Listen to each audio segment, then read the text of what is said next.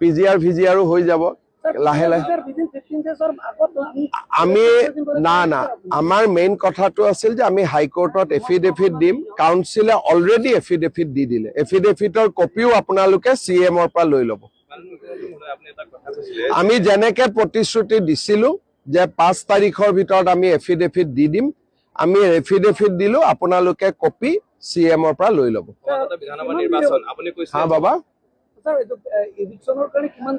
এটো হাইকোৰ্টত এতিয়া আমি পিটিশন দিছো হাইকোৰ্টক আমি এপ্লাই কৰিছো যে জানুৱাৰী ভিতৰতে যাতে শুনানি হৈ যায়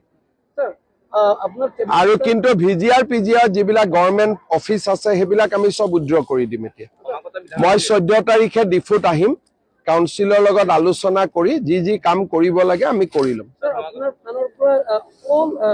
কাৰ্বি আংলঙত কিবা ফান্ড দিয়া আছিল এটো কাউন্সিল কাৰ্বি আংলঙত MLA কো কাউন্সিল ইলেকশনটো বেছি ইম্পৰ্টেন্ট গতিকে কাউন্সিলতো এবাৰ সিটু বাঢ়িব 44 হ'ব গতিকে কাৰ্বি আংলঙত এবাৰ নতুন বহুত মহিলা আৰু যুৱক ওলাই আহিব আৰু এটা কথা দেখা পোৱা গৈছে ইয়াত মূল্যবৃদ্ধি যথেষ্ট কাৰ্বি আংলঙত যদি আমি বিলাহী বাহিৰত বেলেগ ডিষ্ট্ৰিক্টত নগদ জিলাত 3 বজাৰ 20 টকাৰ পৰা 30 টকালৈ কিন্তু কাৰ্বি আংলঙত 80 টকাৰো অধিক কাৰণ ইয়াত এটা দলে কোনো পাৰ্টিকুলাৰ কিছুমানে ইয়াত মিলি পেলাই এটা ঠিক আছে এটা কাম কৰিব 14 তাৰিখে মই আহিম মোক অলপ গোপনীয়কৈ বস্তুটো লিখি দিব মই ব্যৱস্থা লৈ ল'ম আৰু সমবায় সমিতিসকল কি ফিংগাৰপ্ৰিন্ট দিয়া লৈ পেলাই যথেষ্ট অসুবিধা মোক গোটেই কথাখিনি এবাৰ 14 তাৰিখে মই ৰাতি থাকাকৈ আহিম মোক লিখি দিব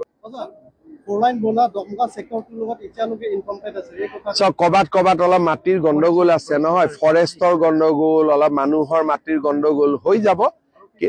ফ্লেশ নিউজ জিন্দাবাদ হা বাবা ঠিক আছে গৈ থাকো সকলোকে